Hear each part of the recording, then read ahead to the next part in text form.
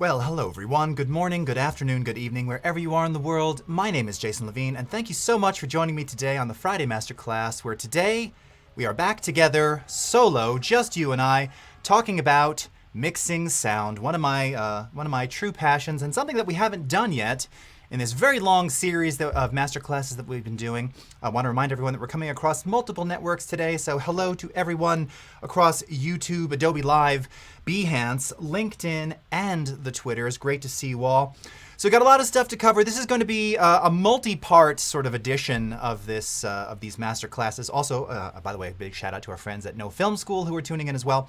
And today we're really going to sort of take a broader look at mixing audio in Premiere Pro using a combination of the track mixer as well as the Essential Sound Panel. And we'll probably focus more on the latter, simply because that's really the easiest way to get started with mixing. Now, throughout the course of this, I'm going to be kind of dropping little bits of info here specific to some of the more classic workflows. And like all things in Adobe products, there's always multiple ways to do the same operation. Case in point, you can mix manually with the track mixer, or if you kind of want an automated, sometimes AI-assisted mixing assistant, then you can use the Essential Sound Panel, also known as the ESP, although no one ever says that, and I don't know why. It's such a fun acronym. In any case, a couple of shout outs as always. LinkedIn user. Kimet G, Ibrahim Hajo, great to see you. Jamea Anis, we enjoy every day. Kurt Thurston, Mohammed Jawad Alam, Angela Walker, Basic, Mark Andre, Samar Afzal, great to see you.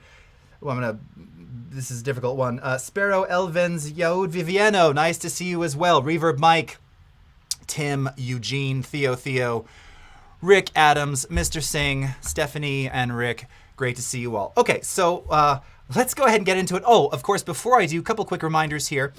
If you want to be in the chats that are directly in front of my face, this is the one that you want to be at. Of course, No Film School and LinkedIn, I'm watching you through the other side of my face. I need more caffeine or something. B.net/Adobe Live. That way we can see who's watching on Behance and Adobe Live, and we'd love to have you do that and comment. And of course, we're going to have lots of little things going on today. So, you know, I'll answer your questions as we can get to them. But why don't we get right into it? So I'm going to switch over to Premiere Pro. All right, just like that.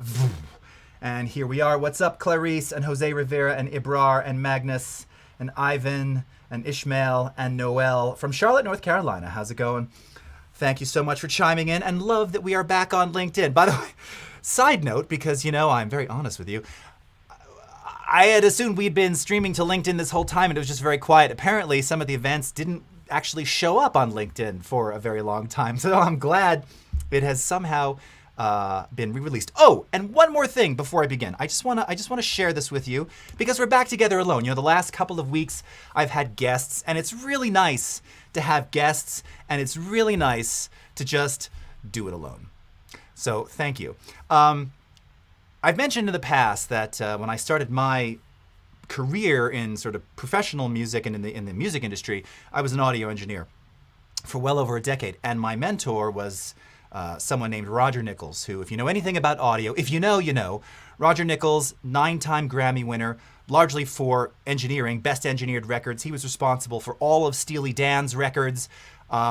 Truly one of the greatest recording engineers of all time.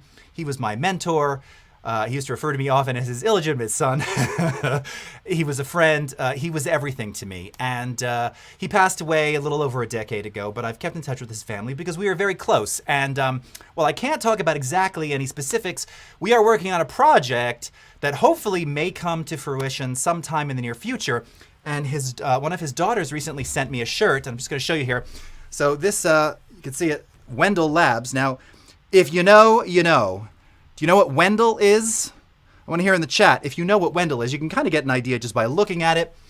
I'll tell you in a few seconds if no one asks or answers. Does anyone know? How much of an audio nerd are you really? That's what we're testing here. But exciting stuff potentially happening. It's great to be sort of working with his family again. And I just can't tell you enough and emphasize enough how much this man changed my life in every conceivable way. He was not only an incredible mind, the inventor of so much of the digital technology that we know today in audio, but also just a really wonderful human being. And yeah, he was something else. So I've talked about him a lot, but wearing this shirt today, I don't know, it just gives me the feels. CT Ononu, oh, thank you so much, my friend. Yeah, you know, he was just wonderful. Okay, so, oh, and hey, Misty, what's up? All right, so here we are in Premiere Pro. This is a project I've used on a couple of other masterclasses over time. It's called Two Step, and so I did not create this. These are assets that I'm using someone else's production, but it has kind of all the elements of your basic, you know, mix to picture. So we've got dialogue, we have the need for some ambient sound. I actually added in some music, some my own, some royalty-free via our Adobe stock audio. And this is currently unmixed, all right? So first we're just gonna take a listen to kind of hear what it sounds like in its essentially raw form. Now, some of this audio has been replaced, also known as ADR, dialogue replacement. Some of it is directly on set. And you'll know that because you can hear a certain level of kind of ambient sound to it. In fact, there's even a moment where one of the actors kind of leans in a bit and you can hear just, you know, however they were doing the boom, they didn't really move with him. So it gets sort of a little bit noticeably clearer and louder, which isn't a bad thing, but maybe better booming next time. But in any case, you're going to get to kind of hear it raw. And then we're going to start to break this down and treat it in a number of different ways. And again, I'm first going to kind of show you some of the traditional things I might do in the track mixer, but then ultimately we're going to focus on this, which is essential sound. All right. Now, next week, we're going to be talking about sound design. That's a little bit different. Okay. That's like sound effects. And again, adding a lot of room ambience and processing to things. This is really kind of a basic overview of mixing. And then the week after that, we're doing something around exporting, and then we're going to come back again and really dive a lot deeper into sort of classic mixing, which you can do very capably in Premiere Pro without ever leaving Premiere Pro. So, you know, again, in a professional environment, what does that mean anymore? A lot of times you'll send out the audio. I love this phrase. You'll send it out. What does that mean anymore? But you do, you know, you'll take all your tracks and you'll give it to somebody else who will often do that mix in Pro Tools or somewhere else. And you can still do that. We have ways to do it. The key here is you can really do everything in Premiere.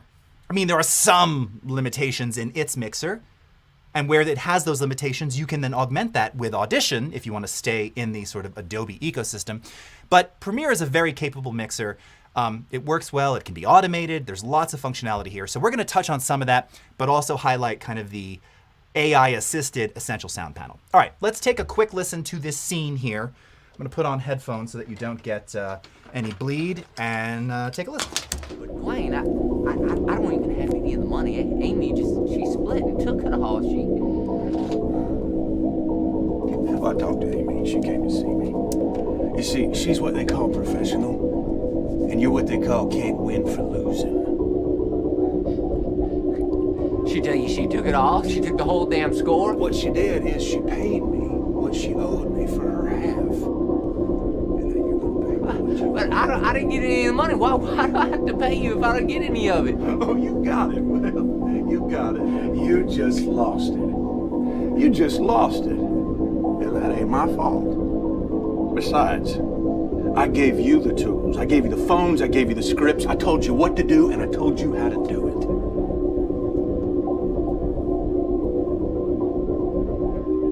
But I don't have the money. But I don't care.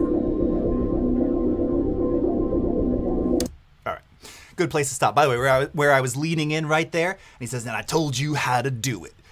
You can hear he's like getting closer to the boom mic.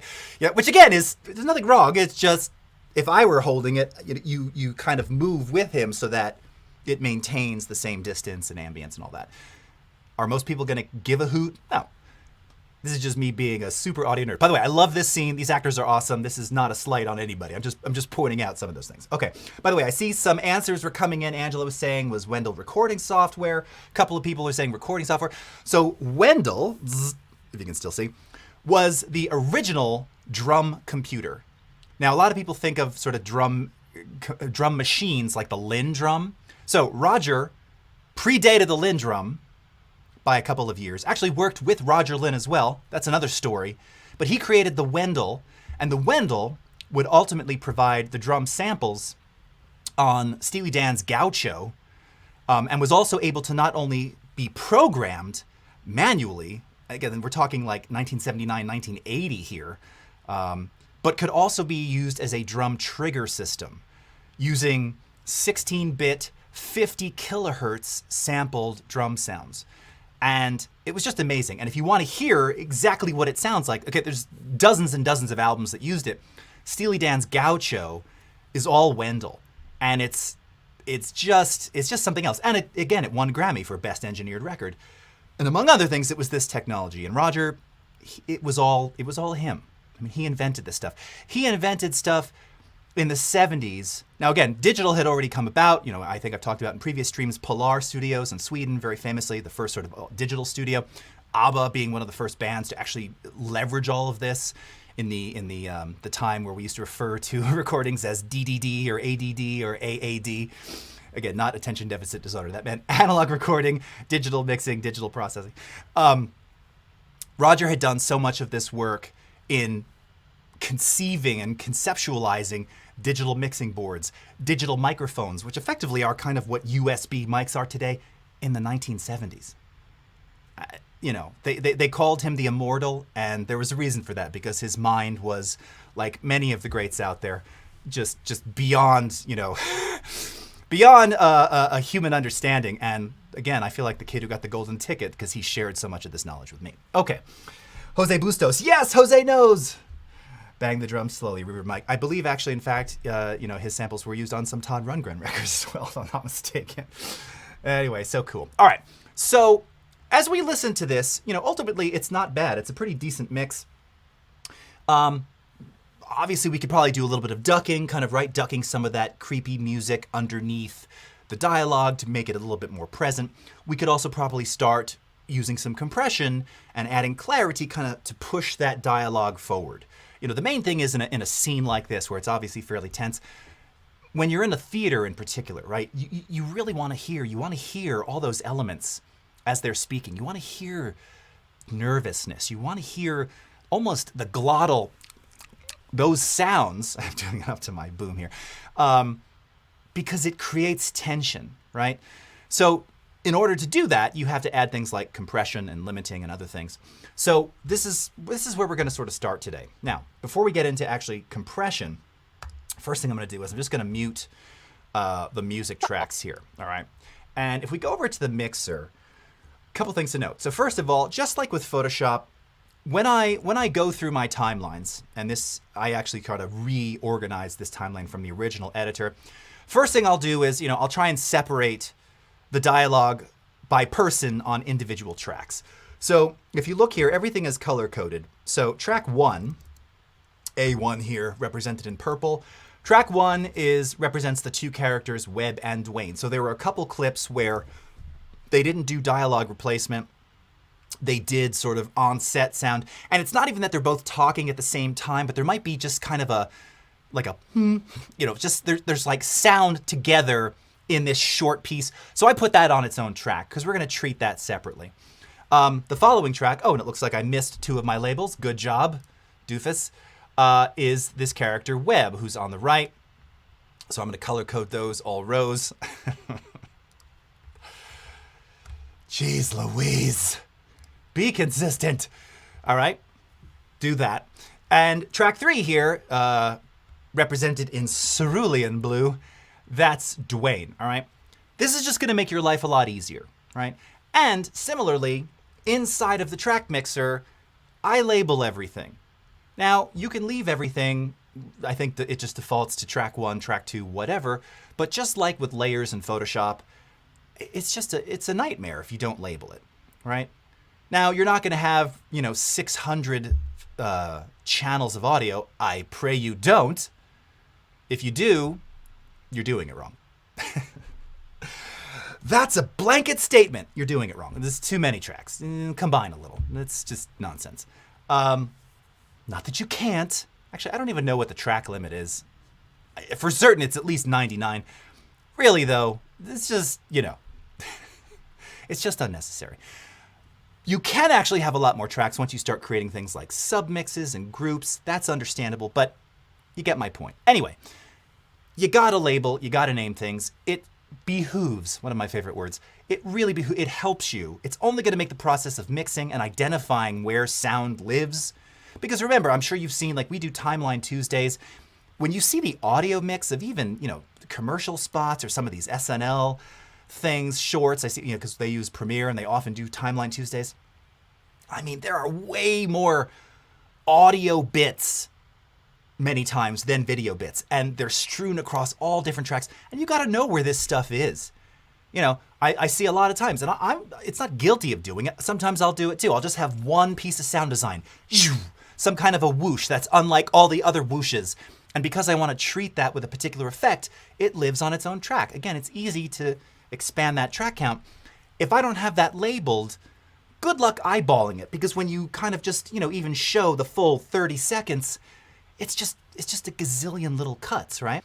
And yes, we have 16 labels, but ultimately it's going to get, a little bit difficult to locate all of those.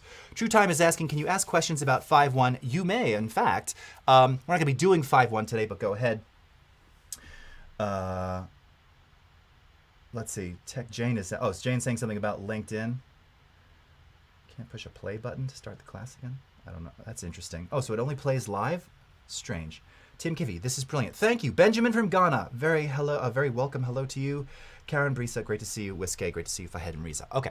So labeling, getting things together. All right. The other thing that I highly recommend doing is, the faders all start at 0.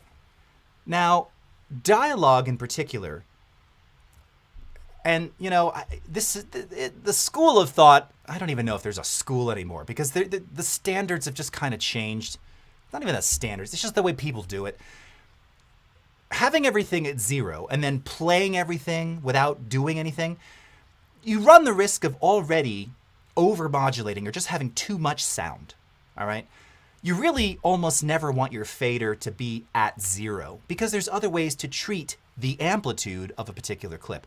So in general, I'll just start kind of a blanket -3 across all faders. Now, one might say, well, why 3? Well, 3 decibels down, again, it's just going to give you a little bit of headroom, because remember, as you start adding dialogue on top of dialogue, I always use like the Photoshop concept. So you have multiple pieces of dialogue. Then you have ambient sound.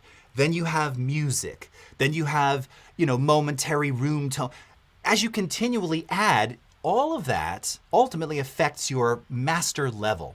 And when we're mixing today digitally, we're working in what's known as a negative logarithmic scale. So actually, and this is, again, a little bit of schooling for you if you're unfamiliar with audio, you may have noticed that on our faders in the tracks here, so on the left side, this is actually sort of an analog representation of decibels, where 0 is right here. You see that?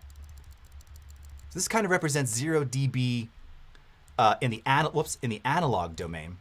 And then up here you have 15. This is standard sort of on analog mixing consoles, where you have about 15 decibels of headroom. That 15 decibels, however, it's actually a little bit more, is technically 0 dB full scale, because we are mixing digitally. We're not mixing in the analog domain, which means that 0 is as loud as you can get. That's full program loudness, 0 dB FS full scale. And depending upon how you're metering and what bit depth you're working in this case, let's just say 16-bit or technically 24-bit, negative infinity or minus 140 decibels is the quietest signal, okay? So everything is in this kind of negative logarithmic scale. If that is difficult to understand, we will revisit this. But this is something you have to keep in mind, because you don't, if you've ever heard, old school engineers, anyone with graying hair talk about, well, in my day, how they used to push the levels into the red. This is an old concept. You can't do that digitally. I mean, you can, but what happens is it doesn't get warm and beautiful and fat pH sounding. It just starts digitally distorting. And you don't want that.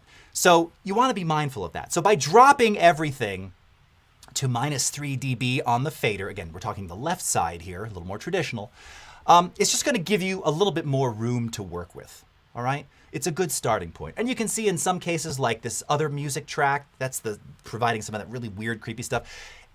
I recorded these creepy choirs super hot, very, very loud. So I just dropped that like way down, -24, right? This other ADR track, it was recorded very quiet.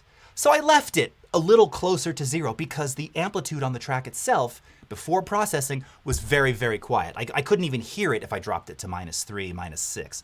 So it's not an absolute rule, but it's a good way when you're getting started. Just drop all those faders to around -3 and then begin sort of readjusting, all right? It also kind of keeps you in check when you get to later on down the line in your mixing. You're like, God, why is everything peaking? Why is everything so loud? Well, if you've already attenuated everything in the first place, again, you're giving yourself a little more latitude to work with. No reason you can't do -6, all right? -6 works too. Now, if we're talking one dialogue track and one piece of music, make the dialogue -6. And if the music is like commercial music, you know, if you're using the latest, who did I say just came out with something? There's my knowledge of modern stuff. I don't know. Whatever. Beatles Let It Be. It's mixed modern, right? It's loud. If I put that in against dialogue, it's going to be way louder. So I'd probably even have to drop that music more than -6, okay? It's just a good idea. It's a good practice. You don't have to do it. Do what you want, but it's a good practice. Okay. The slider goes to 11. Yes, Tim. All right, very good. Okay, just checking on some of the questions here. Angela Walker, can you use royalty-free Adobe stock music on YouTube? Looking for ambient background music but confused by copyright. What decibel level do you recommend for background ambience? Angela, first question. Yes, you absolutely can. That is the whole idea behind Adobe stock. When you license it, and you're going through one of our partners, you are enabling yourself to use that on YouTube. And it actually, there's a process behind the scenes that happens, but yes, you're able to do that. As far as decibel level for recommended background ambience, that's going to vary based on the scene, based on what it is. And you're going to see me do a little bit of that in just a couple of moments, all right? Okay. Will Engel, I've been wanting to make a video on gain staging. It's so important, incredibly. I think we've talked about this many times, Will. I know gain staging is, again, we're not going to talk about that today. This is more on how you capture audio for those just tuning in, right? I just talked about sometimes dialogue is way too quiet. We get a little spoiled in the modern digital domain because we have so much headroom to work with. Some people record things way too hot unnecessarily. Some people record things too quietly. It's about really finding that balance and maximizing the format that you're recording into. So that will be in another class. Someone else is asking, will I be doing a 5.1 Masterclass again soon? Maybe, but I have one on my YouTube channel, youtube.com/Jason Levine video. I believe I have several different episodes in my Audio 101 playlist, as well as some others that talk about the 5.1 workflow in Premiere and Audition as well. Okay, so back in the mixer here. We've got everything labeled. We've got our faders dropped. Again, for those of you new, a couple of standard controls here. I'm actually going bottom to top. This is in reverse order. MSR mute. Mutes the track, solos the track, R if we were recording, doing voiceover directly into the track. We have our pan knob here, all right, left and right in stereo. By the way, I disabled my noise reduction that I normally run on my mics here because we might be panning some things in stereo. This is showing your track output assignment. This is showing your track input assignment up at the top here. And then you have this little show hide effects and sends. And this is one of the things that, if you've never used the track mixer and you're like, well, where do I put effects and stuff? How come I don't see it? You have to twirl this down. And when you do that, that's going to reveal to you your effects inserts and your effects sends, all right? Now, again, I'm only going to touch upon this today because I want to focus more on essential sound, but we are first going to do a little bit of work in there. Real quickly, what are effects inserts? So this allows you to place an effect directly on a track. And by placing that effect on a track, essentially what the effects insert does is it sends the audio from that track to the effect and sends it right back. Simple, okay? In a more traditional mixing environment, you inserted really only certain types of effects. You would insert things like a compressor, something that's going to affect the amplitude. You're sending it to the effect and you're sending it right back. And you're using the processor to control elements of the amplitude. You would also often insert things like equalization or equalizers. Sometimes maybe you would insert things like tape delay. This could also be used on in other formats like groups or submixes. I'm not going to touch upon that too much today. Typically, you wouldn't insert things like a reverb. You could, but again, it means that you're sending all that audio to a reverb and then sending it back. And you have no way to really control the reverberated signal and the dry signal because you would have to control it on the device itself. Now, when we're doing this kind of virtually like this, you do have, there's just more ease in controlling the balance of what we call wet signal and dry signal. Dry signal is the original unprocessed signal. Wet signal is the signal with the effect, whatever it is, compression, EQ, reverb, delay, etc. So you can insert, we allow you to insert all of the various effects in Premiere Pro, all right? So this includes things like, again, I talked about compression. So if I wanted to add a compressor, we'll come back to this in a second, or delays and echo, or all of our various equalizers, and there are many of them. And some of these they've been in here for a long time. Some of these, frankly, not great. Don't use them. If you want sort of the de facto, what sounds good and what works on kind of, what can you use on anything? It's this one here, the parametric equalizer. FFT filter is wonderful, very specific. I'm not going to touch on that today. Graphic equalizer, this is kind of classic. If you had parents who had the little silver, often like Sony EQs on their stereo systems in the 80s and 90s with sliders, 10 bands would mean 10 sliders, 20 bands, 20 sliders, 30 band, 30 sliders. These are fine. They sound okay. They're not my favorites. I've talked about this a lot. High pass, low pass, again, very specific. You have high pass, low pass in the parametric equalizer, and I don't think these sound particularly great. And then you have a bunch of others here, simple parametric, treble, bass. Don't use those. They're just not good. How do I really feel? Use them if you like, but don't. Modulation effects, chorus, flanger, phaser. Let you hear a little bit of that in a second. Now, here we have things like noise reduction. Now, this is something you would often, in sort of the modern domain, insert.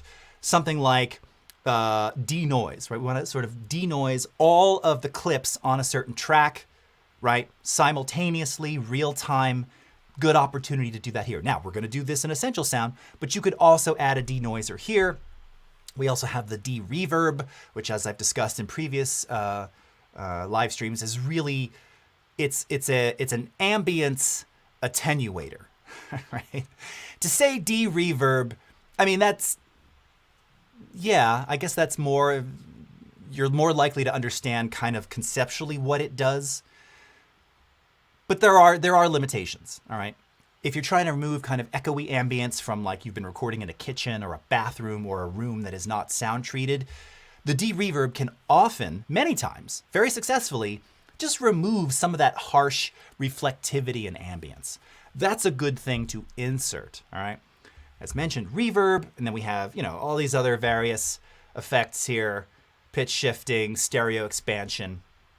All of these things, actually, stereo expansion and pitch shifting, makes sense as an insert, right? You want to send a clip, all the clips in that track, to that pitch shifter, affect them all universally, and then send the signal right back, all right? That's the concept of effects inserts. And you'll see that I already have some inserts on the music. I have some parametric EQ and some reverb on these music tracks here. Again, just to kind of take some of the edge off so they work a little bit better with some of the dialogue, okay? Now, as we're listening to this dialogue, I'm going to play some of this back here so you can kind of hear it raw. Someone was just asking about ambient sound. This is kind of an essential part of working with dialogue, is preserving some of the ambience, all right? Now, when you do dialogue replacement, part of what makes it work is, yes, you do want it to line up with the lips, right? But you also need to replace the environment that the people are in.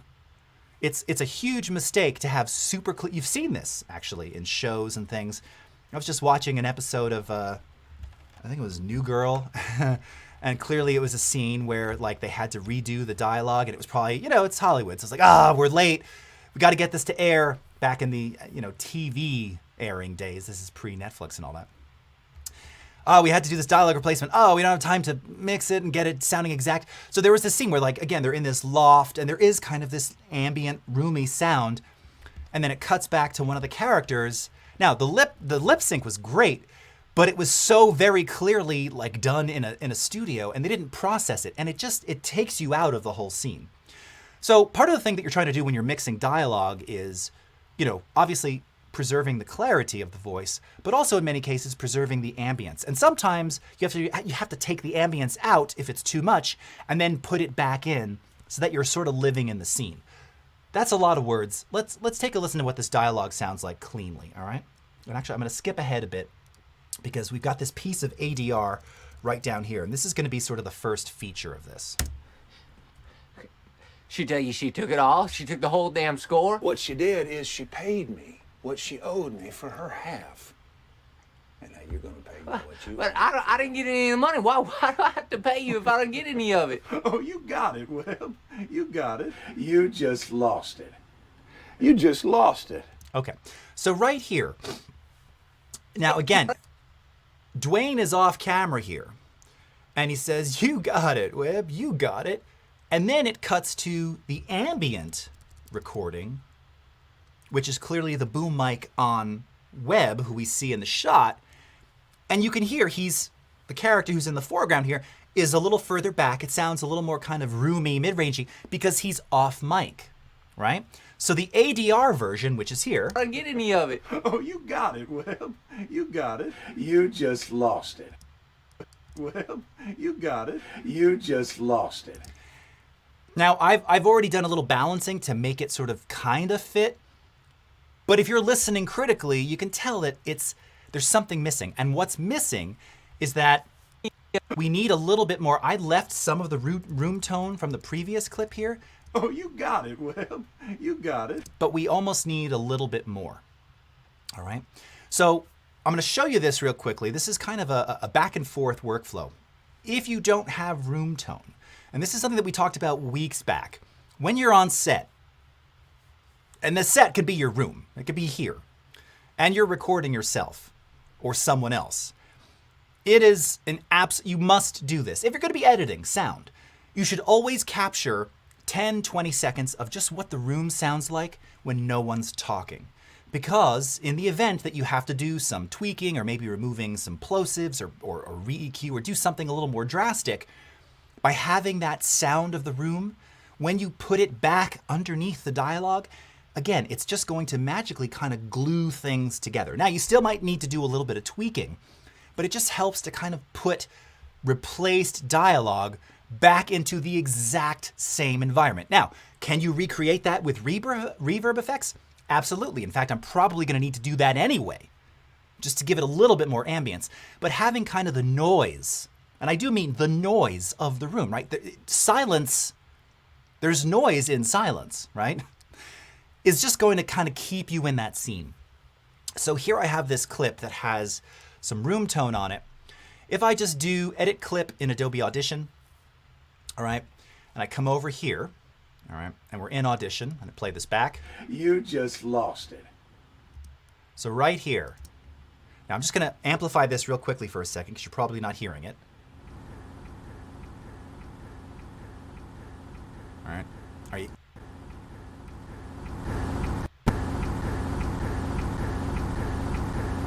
Okay. Now that's 30 decibels louder. We're not going to leave it 30 decibels, right?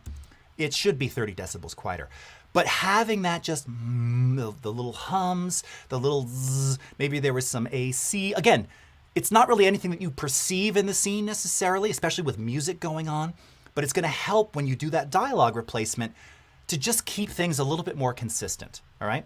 You're not always going to use it. Sometimes you use it in between speech, not necessarily underneath. Always a good idea to have some room tone. So one easy way to do that is just highlight that section, listen to it, copy it to a new file, all right? select the whole thing, because this is like half a second. That's way too short.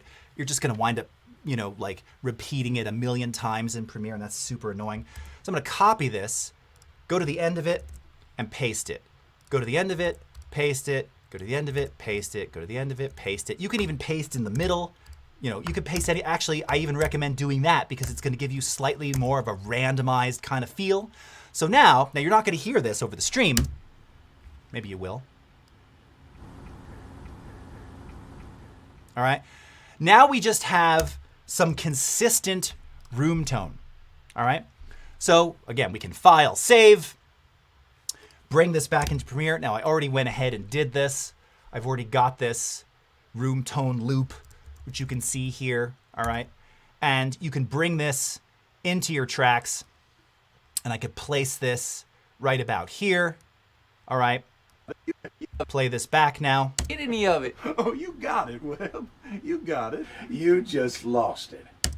Now again, I don't know how much of that is coming through, but let me just mute this for a second. Here it is without. Any of it. Oh, you got it, Webb. You got it. You just lost it. You can hear the difference between the ADR and that, again, that off-camera dialogue. Now when I bring this back in. Any of it. Oh, you got it, Webb. You got it. You just lost it. All right. Now the slight differences in amplitude, we're going to fix that with compression. But if you could hear this as clearly, he's now in the same environment, right? And we could even probably attenuate that room tone just a little bit on its own. We can do that just by coming over to the clip here, grabbing our little, oops, you can't see the tooltip there. I'm off screen. Whoops, sorry. Do that again. So there's my little decibel level here. Probably drop that just about dB and a half, all right? A little more than a dB and a half, all right? Just to make it a little bit smoother. Now, talking about applying effects, let's come back to a couple things here. I'm gonna mute these 3 tracks. Talking about insert effects, because then we ought to get to essential sound, all right? On this music that you see here, I have a parametric equalizer and a studio reverb. I'm going to turn these off. By the way, this is your effects bypass in Premiere. All right, and this is what the original music sounded like. Oh, you got it, Webb. You got it. Oh, actually, you know what? This is Fred Fung. This is not Adobe stock. This is my buddy Fred. I forgot. Okay. So it's kind of mid-rangey, it's kind of bright. It's kind of a lot in that mid-range where, and I saw Will just made that point, it's in the same range. It's got a lot of the same resonant frequencies as voice, as dialogue.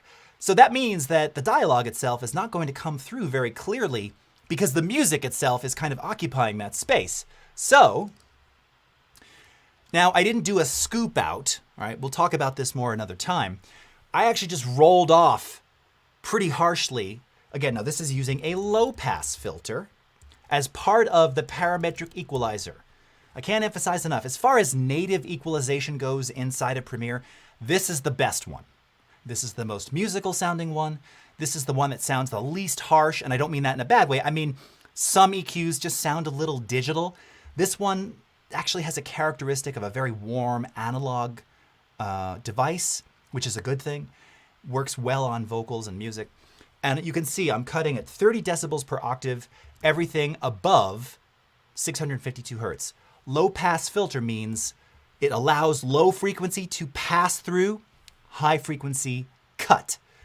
A high pass filter is the opposite. It allows high frequency to come through and low frequencies are cut, all right? Kind of a bit of an opposite there. So if we turn that back on, let's play it again. Turn it on.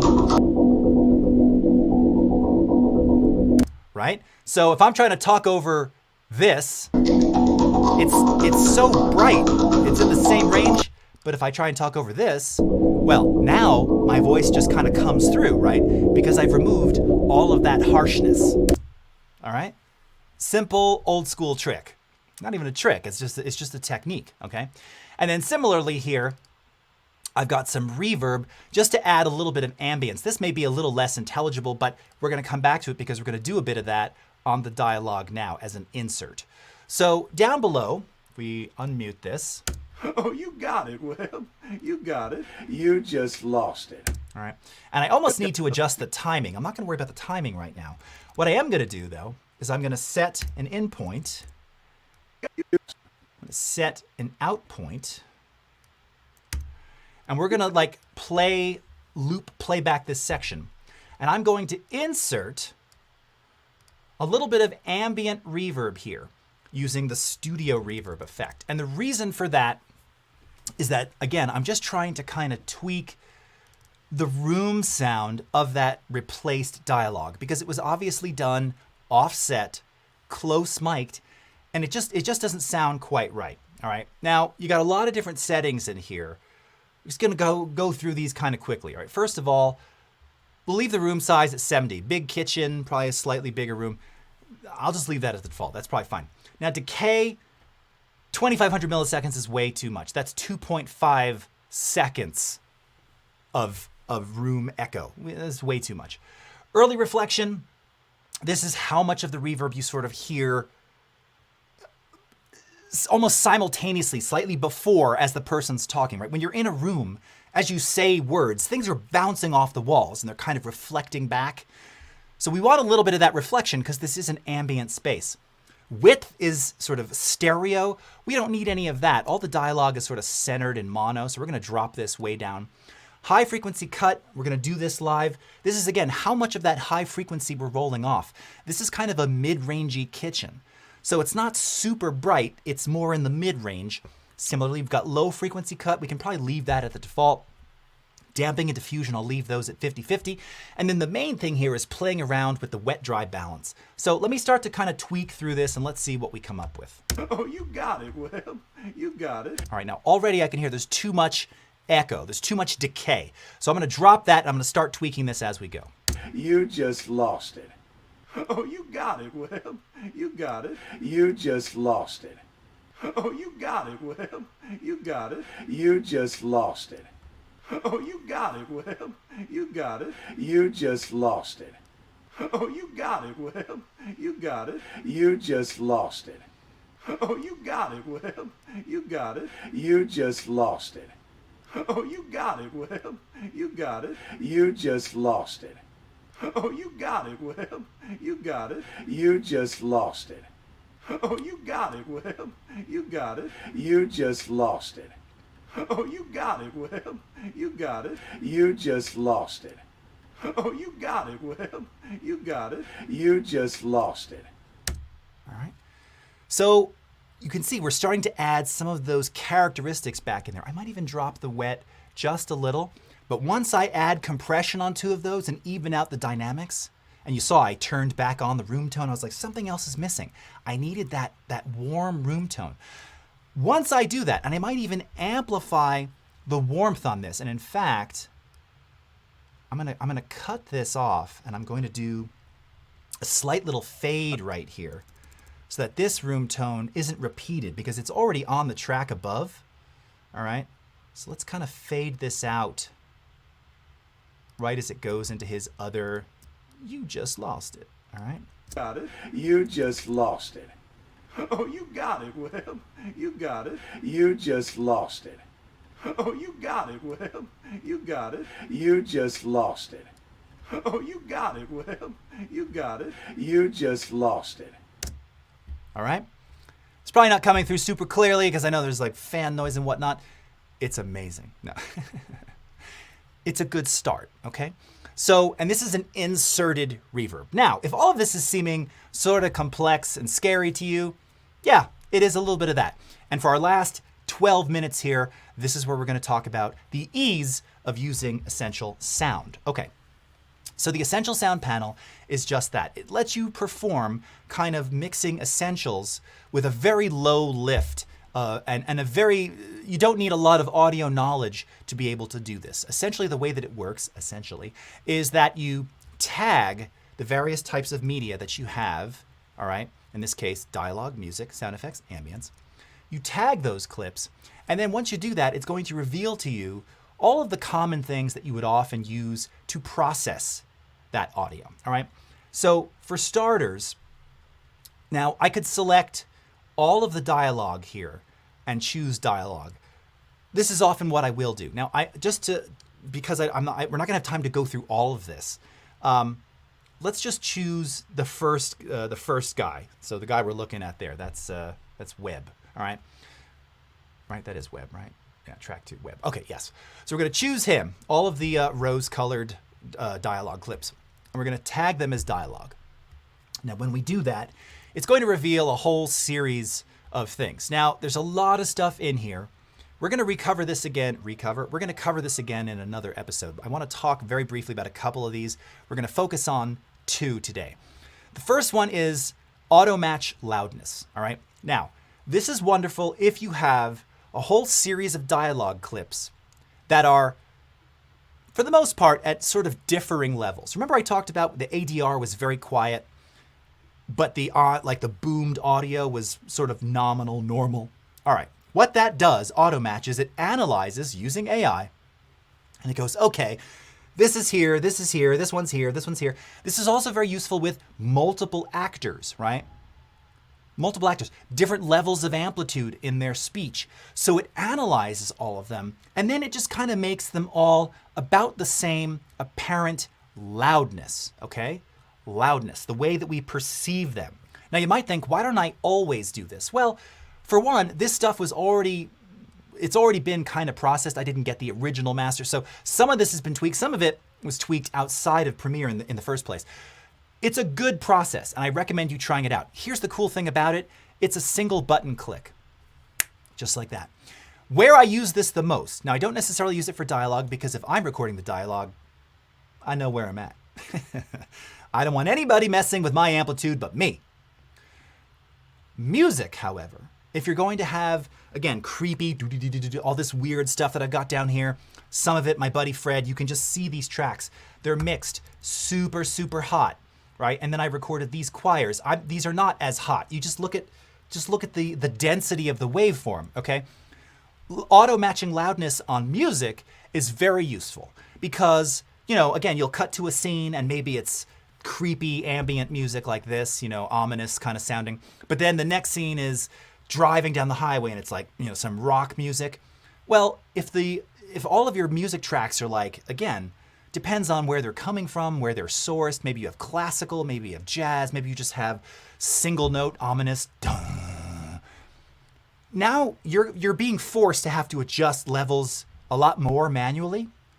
If you use auto match on music, it just automatically analyzes everything and says, okay, everything's kind of at the same basic loudness level. You still have to tweak how much of it you want in the scene, but it just makes it a lot easier, okay? So that's what auto match loudness does. All right, repair. Again, we're not going to get into this today because I'm going to do a whole separate thing on noise reduction and hum reduction and rumble removal. Here's the amazing thing about this. This will remove ambient noise, fan noise, air conditioner noise, onset hums and things, anything that's consistent with a single slider. That's all you need to know about these. I'm not going to showcase these today, but that's all you need to know, all right? This is awesome. You don't need to know anything about, well, what frequencies is it? You do need to understand that noise is all the things I just described. That's what that type of noise is. So like HVAC, again, air conditioner, fan, even it could be a car motor or some kind of motor. You might have to use a combination of noise reduction and rumble reduction. Rumble is going to be very low frequency noise. De-hum is just that. And you'll see this is specific. This is not motor hum, because someone's like, yeah, well, my motor purrs. That's not what I'm talking about. 50 cycle, if you're on, as we say, the other side of the pond. 60 cycle, if you're on this side of the pond, okay?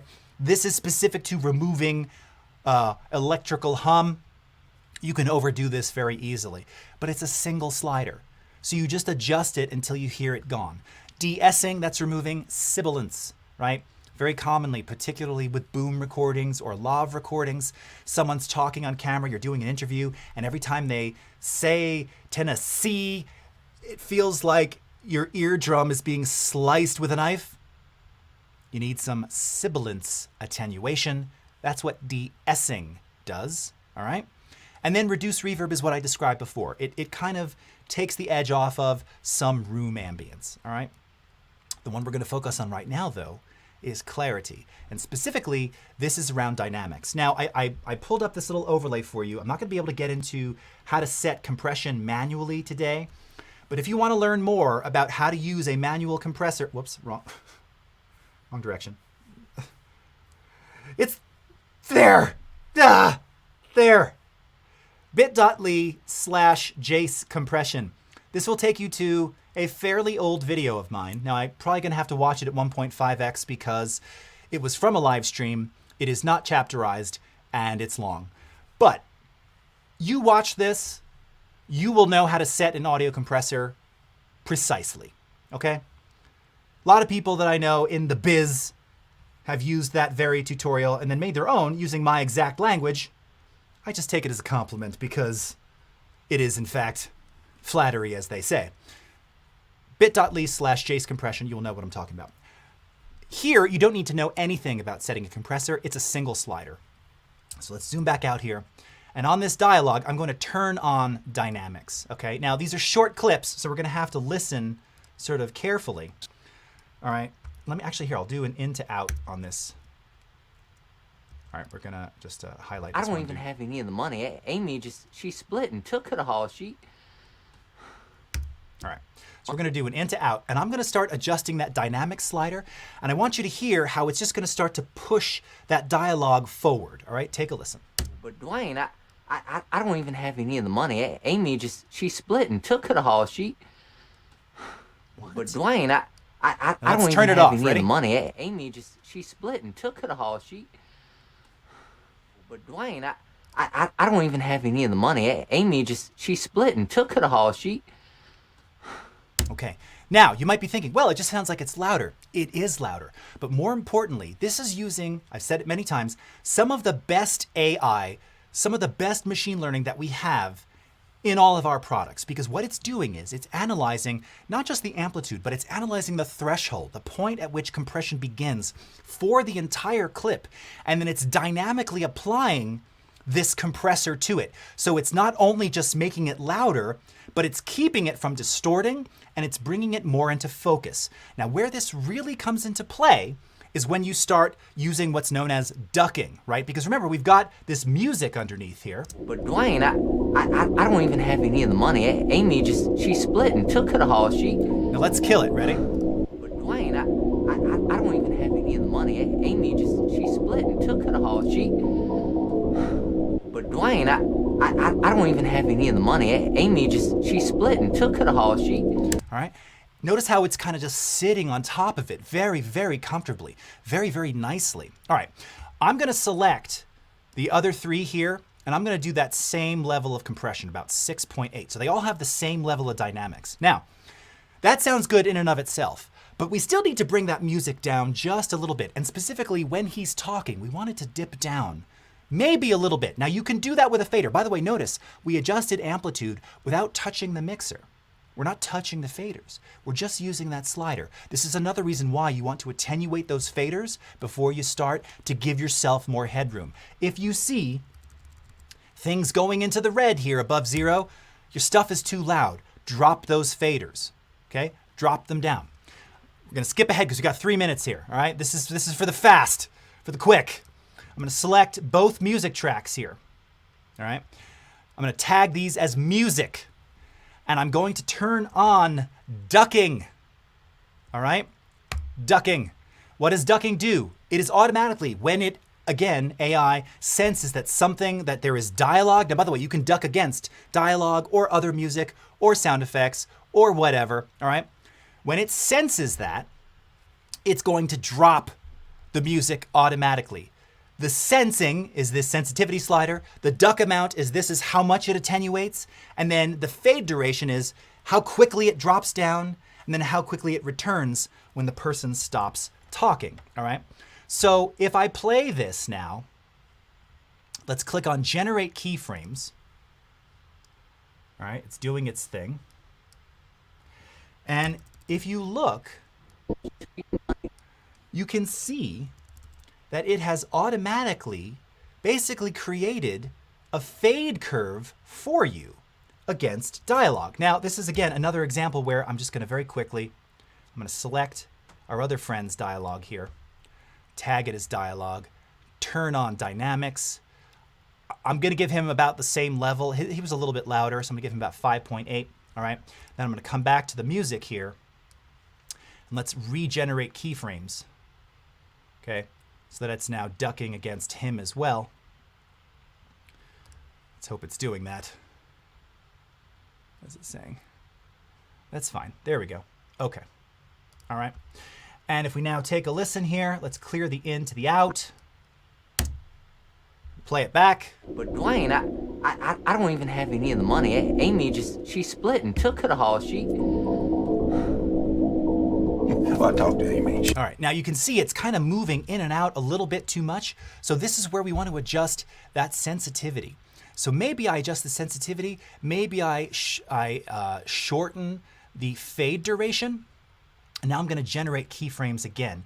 And it should reconfigure that momentarily. And you see it just did. It just changed how that works. So now when we play it back. But Dwayne, I don't even have any of the money. Amy she split and took it all.